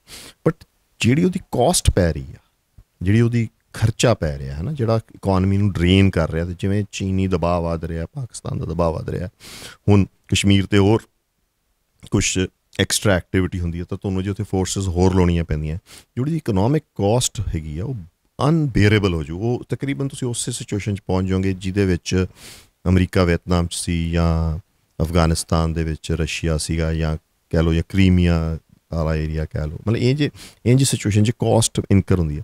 ਕੋਸਟ ਕਿਵੇਂ ਇਨਕਰ ਹੋਣੀ ਬੰਦ ਹੋਊਗੀ? ਜੇ ਉੱਥੋਂ ਦੀਆਂ ਲੋਕਾਂ ਦੀਆਂ ਐਸਪੀਰੇਸ਼ਨਸ ਜਿਹੜੀਆਂ ਉਹਨਾਂ ਨੂੰ ਭਾਰਤ ਆਪਦੇ ਕਲਾਵੇ 'ਚ ਜੇ ਲੈਣਾ ਚਾਹੁੰਦਾ ਤਾਂ ਫੁੱਲਫਿਲ ਕਰੇ। ਜੇ ਉੱਥੇ ਹੁਣ ਮਸਲਾ ਇਸ ਟਾਈਮ, ਜੇ ਤੁਸੀਂ ਜਿੱਥੇ ਲੋਕਾਂ ਦੀ ਮਸਲਾ ਪਹਿਚਾਣ ਦਾ ਜਾਂ ਆਈਡੈਂਟੀਟੀ ਦਾ, ਉੱਥੇ ਤੁਸੀਂ ਉਹਨਾਂ ਨੂੰ ਇਕਨੋਮਿਕਲੀ ਕਿੰਨੀ ਕੁ ਦੇਰ ਬਰਾਈਬ ਕਰ ਲਓਗੇ? ਤੁਸੀਂ ਚਲੋ ਲੈਟਸ ਅਪੀਜ਼ਮੈਂਟ ਪੋਲਿਸੀ ਕਰ ਲਓਗੇ, ਕੁਛ ਦੇਰ ਚੱਲੋਗੇ, ਉੱਥੇ ਫਿਰ ਆ ਕੇ ਉਹਨਾਂ ਦਾ ਤਾਂ ਕਲਚਰਲ ਵੈਲਿਊਜ਼ ਆ ਜਾਣਗੀਆਂ। ਸੋ ਜੇ ਭਾਰਤ ਉਸ ਤਰੀਕੇ ਦੀ ਨੀਤੀ ਰੱਖਦਾ ਹਲੇ ਵੀ, ਇਹਦਾ ਮਿਲੀਟਰੀਲੀ ਸਲਿਊਸ਼ਨ ਹੈ ਨਹੀਂ। ਮਿਲੀਟਰੀ ਨਾਲ ਜਾਂ ਫੋਰਸ ਨਾਲ ਤੁਸੀਂ ਕਸ਼ਮੀਰੀਆਂ ਨੂੰ ਨੈਗੋਸ਼ੀਏਟਿੰਗ ਟੇਬਲ 'ਤੇ ਤਾਂ ਲਿਆ ਸਕਦੇ ਹੋ ਕੁਛ ਦੇਰ ਵਾਸਤੇ, ਬਟ ਲੌਂਗ ਟਰਮ ਸਲਿਊਸ਼ਨ ਨਹੀਂ ਹੁੰਦਾ। ਅਤੇ ਕਸ਼ਮੀਰ ਦੀ ਗੱਲ ਹੋ ਗਈ, ਹੁਣ ਪੰਜਾਬ ਦੀ ਗੱਲ ਕਰਾਂ। ਪੰਜਾਬ ਦੇ ਵਿੱਚ ਜਿਹੜੀ ਮਤਲਬ ਇੱਕ ਅਸਥਿਰਤਾ ਆ ਉਹ ਲਗਾਤਾਰ ਵੱਧਦੀ ਜਾ ਰਹੀ ਆ, ਭਾਵੇਂ ਉਹ ਮੇਨ ਸਟਰੀਮ ਪੋਲੀਟੀਕਲ ਪਾਰਟੀਜ਼ ਹੋਣ, ਉਹਨਾਂ ਦੇ ਖਿਲਾਫ ਲੋਕਾਂ ਦੇ ਵਿੱਚ ਰੋਹ ਆ, ਕੋਈ ਸਥਾਪਿਤ ਜਿਹੜੀ ਕੋਈ ਪੋਲੀਟੀਕਲ ਲੀਡਰਸ਼ਿਪ ਨਹੀਂ ਦਿਖ ਰਹੀ। ਕਿਸਾਨ ਸੰਘਰਸ਼ ਨੇ ਇੱਕ ਹੋਰ ਜਿਹੜੀ ਆ ਮਤਲਬ ਸਟੇਟ ਦੀ ਆਈਡੈਂਟੀਟੀ ਨੂੰ ਉਭਾਰਿਆ ਆ, ਅਤੇ ਸਿੱਖਾਂ ਦਾ ਜਿਹੜਾ ਜ਼ਖਮ ਆ 1984 ਵਾਲਾ ਉਹ ਅਜੇ ਅੱਲਾ ਆ, ਭਾਵੇਂ ਉਹ ਪੰਜਾਬ 'ਚ ਹੋਵੇ ਭਾਵੇਂ ਡਾਇਸਪੋਰਾ 'ਚ ਹੋਵੇ। ਤਾਂ ਸਿੱਖ ਰਿਐਕਟ ਵੀ ਕਰ ਰਹੇ ਆ ਜੋ ਤਾਲਿਬਾਨ ਦੀ ਉੱਥੇ ਜਿੱਤ ਆਇਆ ਅਫਗਾਨਿਸਤਾਨ ਦੇ ਵਿੱਚ, ਜਿਹੜੀ ਪੋਲੀਟੀਕਲ ਚੇਂਜ ਆਈ ਆ। ਤਾਂ ਇਹਦਾ ਤੁਸੀਂ ਪੰਜਾਬ ਦੇ ਉੱਤੇ ਤੁਹਾਨੂੰ ਕੀ ਲੱਗਦਾ ਕਿ ਪੰਜਾਬ 'ਤੇ ਇਹਦਾ ਕੀ ਪ੍ਰਭਾਵ ਪੈ ਸਕਦਾ, ਜਾਂ ਸਿੱਖ ਪੋਲੀਟਿਕਸ ਨੂੰ ਇਹ ਕਿਵੇਂ ਪ੍ਰਭਾਵਿਤ ਕਰ ਸਕਦੀ ਹੈ ਸਾਰੀ ਸਿਚੁਏਸ਼ਨ? ਪਹਿਲਾਂ ਤਾਂ ਆਪਾਂ ਵੇਖਦੇ ਹਾਂ ਕਿ ਭਾਰਤੀ ਰਿਸਪੌਂਸ ਪੰਜਾਬ 'ਤੇ ਕੀ ਹੈ। ਜਦੋਂ ਹੁਣ ਤੁਸੀਂ ਸਾਰੇ ਜਿਹੜਾ ਸਾਊਥ ਏਸ਼ੀਆ ਜਿੱਥੇ ਮੁਹਾਜ ਬਣਿਆ ਹੋਇਆ ਹੈ ਪਾਕਿਸਤਾਨ ਨਾਲ ਜਾਂ ਉਹ ਸਾਰੀਆਂ ਫੋਰਸਿਸ ਨਾਲ, ਉੱਥੇ ਪੰਜਾਬ ਸਭ ਤੋਂ ਕ੍ਰਿਟੀਕਲ ਸਿਚੁਏਸ਼ਨ 'ਚ ਆ। ਰਾਜਸਥਾਨ ਦਾ ਬਾਰਡਰ ਵੀ ਲੱਗਦਾ ਪਾਕਿਸਤਾਨ ਨਾਲ, ਗੁਜਰਾਤ ਦਾ ਵੀ ਲੱਗਦਾ, ਪਰ ਉਹ ਮਿਲੀਟੈਰਲੀ ਉਹ ਇੰਪੋਰਟੈਂਸ ਨਹੀਂ ਰੱਖਦਾ ਜਿਹੜਾ ਪੰਜਾਬ ਦਾ 200 ਕਿਲੋਮੀਟਰ ਸਮਝ ਅਖਨੂਰ ਤੋਂ ਲੈ ਕੇ ਗੰਗਾਨਗਰ ਤੱਕ ਦਾ ਜਿਹੜਾ ਬਾਰਡਰ ਇੰਪੋਰਟੈਂਸ ਰੱਖਦਾ ਮਿਲੀਟਰੀ, ਉਹ ਇੰਪੋਰਟੈਂਸ ਉਹ ਨਹੀਂ ਰੱਖਦਾ। ਇੱਕ ਤਾਂ ਉਹ ਪਾਕਿਸਤਾਨ ਦੇ ਹਾਰਟਲੈਂਡ ਦੇ ਵਿੱਚ ਖੁੱਲ੍ਹਦਾ, ਸੈਕਿੰਡ ਕੋਈ ਵੀ ਆਰਮਡ ਅਟੈਕ ਆ ਜਾਂ ਕੁਛ ਉਧਰ ਮੂਵਮੈਂਟ ਹੁੰਦੀ ਆ ਤਾਂ ਇਹ ਬਹੁਤ ਕ੍ਰਿਟੀਕਲ। ਸੈਕਿੰਡਲੀ ਇੱਥੋਂ ਹੀ ਮੇਜਰ ਸਪਲਾਈ ਲਾਈਨਸ ਜਾਂਦੀਆਂ ਕਸ਼ਮੀਰ ਨੂੰ, ਇੱਥੋਂ ਹੀ ਮੇਜਰ ਸਪਲਾਈ ਲਾਈਨਸ ਜਾਂਦੀਆਂ ਲੱਦਾਖ ਨੂੰ। ਸੋ ਇਹ ਪਹਿਲੀ ਪਲੇਨਸ ਆਉਂਦੀਆਂ, ਤਾਂ ਇਹ ਐਕਸਟ੍ਰੀਮਲੀ ਕ੍ਰਿਟੀਕਲ ਹੈਗੀਆਂ ਸਾਊਥ ਇੱਥੇ ਇੰਡੀਅਨ ਪਲੇਨਸ ਦੇ ਡਿਫੈਂਸ ਵਾਸਤੇ, ਕਿਉਂਕਿ ਇਹ ਜੇ ਬ੍ਰੀਚ ਹੋ ਜਾਂਦਾ ਫਿਰ ਐਨਮੀ ਬਹੁਤ ਅੰਦਰ ਤੱਕ ਵੜ ਜਾਂਦਾ। ਅਤੇ ਇਤਿਹਾਸ ਰਿਹਾ ਕਿ ਬਹੁਤ ਛੋਟੀ ਜਿਹੀ ਫੋਰਸ ਨਾਲ ਆ ਕੇ ਹੀ ਲੋਕਾਂ ਨੇ ਬੜੇ ਵੱਡੇ ਵੱਡੇ ਕਬਜ਼ੇ ਕੀਤੇ ਵੇ ਇੱਥੇ, ਤਾਂ ਕਿਉਂਕਿ ਪਲੇਨ ਫਿਰ ਉਹ ਜੋਗ੍ਰਾਫੀਕਲ ਬੈਰੀਅਰਸ ਨਹੀਂ ਰਹਿੰਦੇ ਉਦੋਂ ਅੱਗੇ। ਤਾਂ ਇਹ ਬੜਾ ਕ੍ਰਿਟੀਕਲ ਇਲਾਕਾ ਹੈ, ਇੰਨਾ ਕ੍ਰਿਟੀਕਲ ਹੈ ਕਿ ਜੇ ਇਹਨੂੰ ਸਿਰਫ ਜਿਵੇਂ ਹੁਣ ਇੱਥੋਂ ਦੇ ਪੋਲੀਟੀਸ਼ੀਅਨਸ ਉਹਨੂੰ 13 ਸੀਟਾਂ ਨਾਲ ਜਾਂ ਪਾਪੂਲੇਸ਼ਨ ਨਾਲ ਵੇਖਦੇ, ਉਹ ਨਹੀਂ। ਇਹ ਤਾਂ ਸਮਝ ਲਓ ਇੱਕ ਜਿਵੇਂ ਆਰਕ ਹੁੰਦਾ ਜਾਂ ਡਾਟ ਵਾਲੀ ਛੱਤ ਦੇ ਵਿੱਚ ਮੇਨ ਇੱਕ ਕੀ ਬ੍ਰਿਕ ਆ, ਇਹ ਉਵੇਂ ਆ ਭਾਰਤ ਵਾਸਤੇ, ਐਟਲੀਸਟ ਨਾਰਥ ਇੰਡੀਆ ਵਾਸਤੇ ਤਾਂ ਉਵੇਂ ਆ। ਸੋ ਇਹ ਪ੍ਰੈਜ਼ੈਂਟਲੀ ਜਦੋਂ ਜੋਗ੍ਰਾਫੀਕਲ ਬੈਰੀਅਰਸ ਉਹਨਾਂ ਮੀਨ ਨਹੀਂ ਕਰਦੇ ਕਿ ਚਾਈਨਾ ਦਾ ਪ੍ਰੈਸ਼ਰ ਵੀ ਪੈਂਦਾ, ਇੱਧਰੋਂ ਵੀ ਪੈਂਦਾ, ਤਾਂ ਇਹ ਬਹੁਤ ਹੀ ਕ੍ਰਿਟੀਕਲ। ਹੁਣ ਆਪਾਂ ਇਹ ਆਉਂਦੇ ਹਾਂ ਕਿ ਵੀ ਇੱਥੇ ਕਿਸ ਤਰੀਕੇ ਦੀ ਪੋਲੀਟਿਕਸ ਸੀਗੀ। ਪੋਲੀਟਿਕਸ ਦੇ ਵਿੱਚ ਇਹ ਹੈ ਕਿ ਪਿਛਲੇ ਸਮੇਂ ਤੋਂ ਜੋ ਭਾਰਤੀ ਨੀਤੀ ਰਹੀ ਹੈ ਇੱਥੋਂ ਪੋਲੀਟਿਕਸ ਦੀ, ਉਹ ਹੈ ਕਿ ਸਿੱਖਾਂ ਦੀ ਪੋਲੀਟਿਕਸ ਨੂੰ ਡਿਸੈਮੀਨੇਟ ਕੀਤਾ ਜਾਵੇ, ਤੋੜਿਆ ਜਾਵੇ। ਠੀਕ ਹੈ ਜੀ। ਜੇ ਉਹ ਪੋਲੀਟਿਕਸ ਉਵੇਂ ਰਹਿੰਦੀ ਆ ਅਤੇ ਜ਼ਖਮ ਮੱਲੇ ਰਹਿੰਦੇ ਆ ਤਾਂ ਜਿਹੜਾ ਰੈਡੀਕਲਾਈਜੇਸ਼ਨ ਆ ਏਰੀਆ ਦੀ ਉਹ ਬੜੀ ਫਾਸਟ ਹੋ ਸਕਦੀ ਆ। ਇਸ ਪੋਲੀਟਿਕਸ ਨੂੰ, ਇਸ ਖਿੱਤੇ ਨੂੰ ਜੇ ਬਚਾਉਂਦੀ ਸੀ ਤਾਂ ਉਹ ਅਕਾਲੀ ਪੋਲੀਟਿਕਸ ਬਚਾਉਂਦੀ ਸੀ। ਜਿਹੜੀ ਅਕਾਲੀ ਪੋਲੀਟਿਕਸ ਜਿਹੜੀ ਆ ਉਹ ਸਮਵੇਅਰ ਲਾਰਜਰ ਇੰਡੀਅਨ ਨੈਸ਼ਨਲਿਜ਼ਮ ਨੂੰ ਵੀ ਮੰਨਦੀ ਸੀ ਅਤੇ ਸਿੱਖ ਹੋਮਲੈਂਡ ਜਾਂ ਸਿੱਖ ਪਹਿਚਾਣ ਦੇ ਉੱਤੇ ਵੀ ਜ਼ੋਰ ਦਿੰਦੀ ਸੀ, ਜਿਹਨੂੰ ਇਹ ਜਿਹੜੀ ਇਸ ਟਾਈਮ ਡਿਸਕ੍ਰੈਡਿਟ ਹੋ ਚੁੱਕੀ ਆ, ਬਹੁਤ ਬੁਰੀ ਤਰ੍ਹਾਂ ਡਿਸਕ੍ਰੈਡਿਟ ਹੋ ਚੁੱਕੀ ਆ। ਉਹ ਰਹੀ ਨਹੀਂ ਸਿੱਖਾਂ ਦੀ ਲੀਡਰਸ਼ਿਪ। ਆਮ ਜਿਹੜਾ ਸਿੱਖ ਮੈਟਰ ਕਰਦਾ, ਜਿਹੜਾ ਸਿੱਖ ਪੰਥਕ ਸਿੱਖ ਆ, ਉਹਦੇ ਵਾਸਤੇ ਉਹ ਲੀਡਰਸ਼ਿਪ ਹੀ ਨਹੀਂ ਰਹੀ। ਅਤੇ ਉਹਨੂੰ ਡਿਸਟਰੋਏ ਕਰਨ ਨੂੰ ਜਾਂ ਉਹਨੂੰ ਡਿਸਟਰੈਕਟ ਕਰਨ ਦੇ ਵਿੱਚ ਜਿਹੜੀ ਕੇਂਦਰ ਸਰਕਾਰ ਆ ਉਹਦਾ ਬਹੁਤ ਵੱਡਾ ਰੋਲ ਆ, ਚਾਹੇ ਉਹ ਕੋਈ ਵੀ ਪਾਰਟੀ ਆਈ ਹੋਵੇ ਤਾਂ ਉਹ ਰਹੇ। ਤਾਂ ਹੁਣ ਉਹ ਜਿਹੜਾ ਭਾਰਤ ਵਾਸਤੇ ਜਿਹਦੀ ਵੀ ਨੀਤੀ ਕਰਨਗੇ ਇੱਥੇ ਲੋਕ, ਉਹਨਾਂ ਵਾਸਤੇ ਉਹ ਉਹਨੂੰ ਬਣਾਉਣਾ, ਇੱਥੇ ਖੜਾ ਕਰਨਾ, ਜਿਹਨੂੰ ਉਹ ਡਿਸਟਰੋਏ ਕਰਦੇ ਆ ਰਹੇ ਸੀ ਉਹਨੂੰ ਖੜਾ ਕਰਨਾ ਦੁਬਾਰਾ ਬਹੁਤ ਇੰਪੋਰਟੈਂਟ ਆ ਉਹਨਾਂ ਵਾਸਤੇ, ਜੇ ਉਹਨਾਂ ਨੇ ਇੱਥੇ ਰੈਡੀਕਲਾਈਜੇਸ਼ਨ ਜਾਂ ਉਸ ਪਾਸੇ ਨੂੰ ਰੋਕਣਾ ਹੈ। ਦੂਸਰਾ, ਜਿੰਨੀਆਂ ਗਰੀਵੈਂਸਿਸ ਆ, ਚਾਹੇ ਉਹ ਪਰਸੀਵਡ ਗਰੀਵੈਂਸਿਸ ਆ, ਚਾਹੇ ਉਹ ਐਕਚੁਅਲ ਗਰੀਵੈਂਸਿਸ ਆ, ਮਤਲਬ ਮੈਂ ਕਹਿੰਦਾ ਵੀ ਐਕਚੁਅਲ ਤੋਂ ਇਲਾਵਾ ਪਰਸੀਵਡ ਵੀ ਕੋਈ ਹੈ ਜਿੱਥੇ ਲੱਗਦਾ ਉਹਨਾਂ ਨੂੰ ਕਿ ਵੀ ਇਹ ਅਸੀਂ ਕੀਤੀ ਤਾਂ ਨਹੀਂ ਪਰ ਹੈ, ਉਹ ਵੀ ਉਹਨਾਂ ਨੂੰ ਦੂਰ ਕਰਨੀ ਪਊਗੀ। ਅਤੇ ਲੋਇਲਟੀ ਬੜੀ ਇੰਪੋਰਟੈਂਟ ਹੋ ਜੂਗੀ। ਲੋਕਾਂ ਨੂੰ ਇਹ ਲੱਗਣਾ ਚਾਹੀਦਾ ਕਿ ਅਸੀਂ ਜੇ ਸਾਡੇ ਬਜ਼ੁਰਗਾਂ ਨੇ ਇਹ ਡਿਸੀਜਨ ਲਿਆ ਸੀਗਾ ਕਿ ਅਸੀਂ ਭਾਰਤ ਯੂਨੀਅਨ ਆਫ ਸਟੇਟਸ ਦੇ ਵਿੱਚ ਆਉਣਾ, ਤਾਂ ਗਲਤ ਡਿਸੀਜਨ ਨਹੀਂ ਸੀਗਾ ਬਿਲਕੁਲ ਵੀ। ਠੀਕ ਹੈ ਨਾ, ਉਹ ਉਹਨਾਂ ਨੂੰ ਲੱਗਣਾ ਚਾਹੀਦਾ। ਤਾਂ ਪ੍ਰੋਬੇਬਲੀ ਵੇਖੋ ਹੁਣ ਇੱਕ ਸਿੱਖ ਐਸਪੀਰੇਸ਼ਨਸ ਵੀ ਉਹਦੇ 'ਚ ਧਿਆਨ ਰੱਖਣੀਆਂ ਪੈਣਗੀਆਂ। ਵੇਖੋ ਵੇਰੀਅਸ ਐਸਪੀਰੇਸ਼ਨਸ ਤਾਂ ਆਪਾਂ ਨੂੰ ਪਤਾ ਹੀ ਹੈ, 46 'ਚ ਮਤਾ ਸੀ SGPC ਦਾ। ਉਦੋਂ ਬਾਅਦ ਸਰਦਾਰ ਖੁਸ਼ਵੰਤ ਸਿੰਘ ਵਰਗਿਆਂ ਨੇ ਵੀ ਲਿਖਿਆ ਕਿ ਵੀ ਇਹ ਖਿੱਤਾ ਕਿਵੇਂ ਹੋਣਾ ਚਾਹੀਦਾ, ਗਰੰਟੀਜ਼ ਵੀ ਦਿੱਤੀਆਂ ਗਈਆਂ ਸੀਗੀਆਂ ਕਿਸੇ ਤਰ੍ਹਾਂ ਦੇ, ਚਾਹੇ ਵਰਬ ਇੰਡਾਇਰੈਕਟ ਆ ਡਾਇਰੈਕਟ ਆ, ਤਾਂ ਉਹ ਇੱਕ ਉਹਨੂੰ ਉਹ ਕਿਤੇ ਕਾਗਜ਼ 'ਤੇ ਹੈ ਜਾਂ ਨਹੀਂ ਹੈ ਸਾਡੀ ਅੱਡ ਗੱਲ ਆ। But most important thing is that how people take it. ਠੀਕ ਹੈ ਨਾ, ਉਹ ਪਰਸੀਵ ਕੀ ਕਰਦੇ ਕਿ ਸਾਨੂੰ ਕਿਸ ਤਰੀਕੇ ਦੀ ਗਰੰਟੀ, ਉਹ ਚੀਜ਼ਾਂ ਉਹ ਫੁਲਫਿਲ ਸਰਕਾਰ ਨੂੰ ਕਰਨੀਆਂ ਪੈਣਗੀਆਂ। ਅਤੇ ਇਹ ਤਾਂ ਹੋ ਗਿਆ ਵਿਦਿਨ ਦਾ ਇੰਡੀਆ, ਜਿਹੜੀ ਤੁਸੀਂ ਆਪਾਂ ਗੱਲ ਕੀਤੀ ਇੰਡੀਅਨ ਪਰਸਪੈਕਟਿਵ ਤੋਂ, ਕਿ ਜੇ ਉਹ ਬਚਾਉਣਾ ਚਾਹੁੰਦੇ ਆ ਇਹ ਸਾਰੇ ਇੰਪੋਰਟੈਂਟ ਸਟ੍ਰੈਟੇਜਿਕਲੀ ਇੰਪੋਰਟੈਂਟ ਏਰੀਆ ਨੂੰ। ਪਰ ਹੁਣ ਦੂਜੇ ਪਾਸੇ ਮੈਂ ਜਦੋਂ ਹਿਸਟਰੀ ਨੂੰ ਰੀਡਰਾ ਕਰਦਾ ਤਾਂ ਇੱਕ ਵਾਰ ਅਹਿਮਦ ਸ਼ਾਹ ਅਬਦਾਲੀ ਦੁਰਾਨੀ ਟਰਾਈਬ ਤੋਂ ਸੀ, ਅਤੇ ਉਹ ਜਦੋਂ ਪੰਜਾਬ 'ਚ ਆਉਂਦਾ ਆ ਜਾਂ ਦਰਬਾਰ ਸਾਹਿਬ 'ਤੇ ਵੀ ਹਮਲਾ ਕਰਦਾ, ਮਰਾਠਿਆਂ ਦੇ ਨਾਲ ਲੜਾਈ ਤੋਂ ਬਾਅਦ ਸਿੱਖ ਮਿਸਲਾਂ ਨਾਲ ਲੜਦਾ, ਤਾਂ ਉਸ ਸਮੇਂ ਦੁਰਾਨੀ ਲੀਡ ਕਰ ਰਿਹਾ ਪੋਲੀਟੀਕਲ ਲੀਡਰਸ਼ਿਪ ਨੂੰ, ਅਤੇ ਨਾਲ ਉਹਦੇ ਗਿਲਜ਼ੀ ਟਰਾਈਬ ਜਿਹੜੀ ਆ ਉਹਦੀ ਮੇਨ ਫਾਈਟਿੰਗ ਫੋਰਸ ਹੁੰਦੀ ਆ। ਤਾਂ ਹੁਣ ਤਾਲਿਬਾਨ ਦੀ ਜਿਹੜਾ ਇਸ ਟਾਈਮ ਦਾ ਸਟਰਕਚਰ ਆ ਉਹ ਵੀ ਸੇਮ ਉਸੇ ਪੈਟਰਨ 'ਤੇ ਆ ਕਿ ਉਹਨਾਂ ਦਾ ਜਿਹੜਾ ਪੋਲੀਟੀਕਲ ਆਫਿਸ ਆ ਉਹ ਲੀਡ ਕਰ ਰਿਹਾ ਦੁਰਾਨੀ ਟਰਾਈਬ ਦੇ ਬੰਦੇ, ਅਤੇ ਉਹਨਾਂ ਦੀ ਜਿਹੜੀ ਮੇਨ ਫਾਈਟਿੰਗ ਫੋਰਸ ਆ ਉਹ ਗਿਲਜੀ ਟਰਾਈਬ ਤੋਂ ਆ ਰਹੀ ਆ। ਤਾਂ ਉਹ ਦੁਬਾਰਾ ਫੇਰ ਜਿਵੇਂ ਉਹ ਸਿਚੁਏਸ਼ਨ ਬਣ ਰਹੀ ਆ ਕਿ ਚਾਹੇ ਵੱਡੀ ਗੇਮ ਹੋਵੇ ਮਤਲਬ ਜੀਓ ਪੋਲੀਟੀਕਲ ਸਿਚੁਏਸ਼ਨ ਇਹੋ ਜਿਹੀ ਆ, ਅਤੇ ਸਿੱਖਾਂ ਦੇ ਅੰਦਰ ਵੀ ਐਸਪੀਰੇਸ਼ਨ 18ਵੀਂ ਸਦੀ ਵਾਂਗ ਉਹ ਜਿਉਂਦੀ ਆ ਆਪਣੇ ਰਾਜ ਦੀ, ਵੀ ਜਿਹੜਾ ਉਹ ਕਹਿੰਦੇ ਆ ਵੀ ਸਾਡਾ ਮਹਾਰਾਜਾ ਰਣਜੀਤ ਸਿੰਘ ਤੋਂ ਬਾਅਦ ਜਿਹੜਾ ਰਾਜ ਗਿਆ ਉਹ ਐਸਪੀਰੇਸ਼ਨ ਅਜੇ ਕੌਮ 'ਚ ਜਿਉਂਦੀ ਆ, ਅਤੇ ਉਸ ਐਸਪੀਰੇਸ਼ਨ ਨੂੰ ਇੰਡੀਆ ਵੱਲੋਂ ਕੀਤੇ ਜੈਨੋਸਾਈਡਸ ਨੇ ਹਵਾ ਦਿੱਤੀ ਆ। ਤਾਂ ਇਹ ਫਿਰ ਕੀ ਹਿਸਟਰੀ ਆਪਣੇ ਆਪ ਨੂੰ ਦੁਬਾਰਾ ਉਵੇਂ ਦੁਹਰਾ ਸਕਦੀ ਆ ਕਿ ਉਹ ਜਿਹੜਾ ਕਲੈਸ਼ ਖੁਰਾਸਾਨ ਦਾ ਅਤੇ ਹਿੰਦੁਸਤਾਨ ਦਾ ਜਿਹੜਾ ਆ ਜੋ ਦੁਬਾਰਾ ਵਾਪਰਦਾ, ਤਾਂ ਉਹਦੇ ਵਿੱਚੋਂ ਇੱਕ ਸਿੱਖ ਰਾਜ ਜਿਹੜਾ ਆ ਉਹ ਦੁਬਾਰਾ ਪ੍ਰਗਟ ਹੋ ਸਕਦਾ ਹੈ। ਪਹਿਲੀ ਗੱਲ ਤਾਂ ਇਹ ਹੈ ਜੀ ਕਿ ਇਹ ਨਾ ਬਹੁਤ ਸ਼ਾਰਟ ਹਿਸਟਰੀ ਆ ਕਿ ਵੀ ਅਫਗਾਨ ਅਬਦਾਲੀ ਵਾਜ਼ ਵਨ ਆਫ ਦੈਮ ਜਿਹੜਾ ਪਠਾਨ ਆਇਆ। ਬਾਕੀ ਜਿਹੜੇ ਪਿਛਲਾ 1000 ਸਾਲ ਤੋਂ ਵੇਖੋ ਜਿਹੜੇ ਇਨਵੇਡਰਸ ਆਏ ਆ ਨਾ, ਉਹ ਲਾਰਜਲੀ ਉਹ ਬੰਦੇ ਆਏ ਆ ਜਿਨ੍ਹਾਂ ਨੇ ਨਾਦਰ ਸ਼ਾਹ ਨੂੰ ਛੱਡ ਦਿਓ, ਈਰਾਨ ਤੋਂ ਉਹ ਡਰਾ ਕਰਦਾ ਸੀ ਆਪਦੀ ਪਾਰ, ਅਤੇ ਬਾਕੀ ਜਿੰਨੇ ਇਨਵੇਡਰਸ ਆਏ ਆ, ਚਾਹੇ ਤੈਮੂਰ ਆਇਆ, ਚਾਹੇ ਬਾਬਰ ਆਇਆ, ਇਹ ਜਿੰਨੇ ਵੈਸਟ ਦੇ ਇਨਵੇਡਰਸ ਆਏ ਆ, ਇਹ ਜਾਂ ਇੱਕ ਵਾਰੀ ਅਬਦੁੱਲਾ ਉਜ਼ਬੇਕ ਕਾਬੁਲ ਆ ਕੇ ਬੈਠ ਗਿਆ ਸੀਗਾ ਕਿ ਉਹ ਸੋਚਦਾ ਸੀ ਮੈਂ ਮੁਗਲ ਅੰਪਾਇਰ 'ਤੇ ਆ ਜਾ। ਉਸ ਸਮੇਂ ਅਕਬਰ ਨੂੰ ਕੋਈ 12-13 ਸਾਲ ਲਾਹੌਰ ਰਹਿਣਾ ਪਿਆ ਸੀਗਾ, ਅਤੇ ਪੰਜਾਬ ਦੇ ਵਿੱਚ ਰਬੇਲੀਅਨਸ ਵੀ ਹੋਏ ਸੀ ਉਦੋਂ, ਦੁੱਲਾ ਭੱਟੀ ਵਰਗੇ, ਠੀਕ ਹੈ ਜੀ। ਅਤੇ ਇਹ ਜਿੰਨੇ ਲੋਕ ਆਏ ਆ, ਇਹਨਾਂ 'ਚ ਇੱਕ ਨਾ ਕਮਨੈਲਿਟੀ ਸੀ। ਇਹ ਸਾਰੇ ਚਾਈਨਾ ਦੇ ਜਿਹੜੇ ਐਂਪਰਰ ਸੀਗੇ ਉਹਨਾਂ ਤੋਂ ਪਾਵਰ ਡਰਾ ਕਰਦੇ ਸੀ, ਪਰ ਇਹ ਇੰਡੀਪੈਂਡੈਂਟ ਰੂਲਰਸ ਨਹੀਂ ਸੀਗੇ, ਮਤਲਬ ਟੋਟਲ ਸੋਵਰਨ ਨਹੀਂ ਸੀ, ਠੀਕ ਆ, ਪਾਰਟਲੀ ਸੋਵਰਨ, ਬਟ ਫਿਰ ਵੀ ਆਦੀ ਜਿਹੜੀ ਲੈਜੀਟੀਮੇਸੀ ਡਰਾ ਕਰਦੇ ਸੀ ਉਹ ਚਾਈਨੀਜ਼ ਐਂਪਰਰ ਤੋਂ ਡਰਾ ਕਰਦੇ ਸੀ।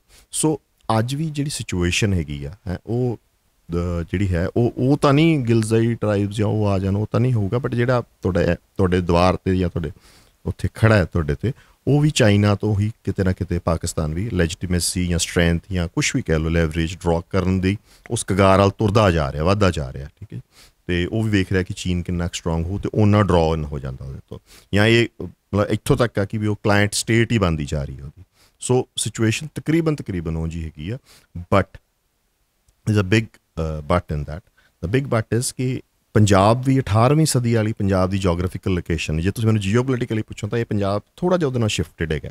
ਉਹ ਸ਼ਿਫਟ ਦਾ ਜਿਹੜਾ ਹੈਗਾ ਉਹਦਾ ਜੀਓ ਪੋਲੀਟੀਕਲ ਇੰਪੈਕਟ ਜਿਹੜਾ ਹੈਗਾ ਉਹ ਇਹ ਦਿੱਲੀ ਦੇ ਨੇੜੇ ਹੈ ਜ਼ਿਆਦਾ, ਅਤੇ ਜੇ ਤੁਸੀਂ ਉਹਦੇ ਵਿੱਚ ਵੀ ਜਿਹੜੀ ਸਿੱਖ ਪਾਪੂਲੇਸ਼ਨ ਬਹੁਤ ਜ਼ਿਆਦਾ ਬੈਠੀ ਆ, ਉਹ ਪੁਰਾਣੇ ਪੈਪਸੂ 'ਚ ਬੈਠੀ ਹੈਗੀ ਜਿਹੜੀ ਮੈਟਰ ਕਰ ਰਹੀ ਹੈ ਅੱਜ ਕੱਲ੍ਹ ਪੋਲੀਟੀਕਲੀ, ਤਾਂ ਉਹਦਾ ਜਿਹੜਾ ਬਿਹੇਵੀਅਰ ਹੈਗਾ ਉਹ ਤਕਰੀਬਨ ਇਹ ਹੈਗਾ ਕਿ ਉਹ ਦਿੱਲੀ ਦੀ ਸਲਤਨਤਾਂ ਨਾਲ ਜਾਂ ਦੇ ਨਾਲ ਬਣਾ ਕੇ ਚੱਲ। ਬਟ ਡੈਫੀਨੇਟਲੀ ਕਿਉਂਕਿ ਇੱਕ ਐਸਪੀਰੇਸ਼ਨਸ ਵੀ ਹੈਗੀਆਂ, ਅਰਦਾਸ ਉਵੇਂ ਹੁੰਦੀ ਆ, ਹੈ ਨਾ, ਉਵੇਂ ਆ।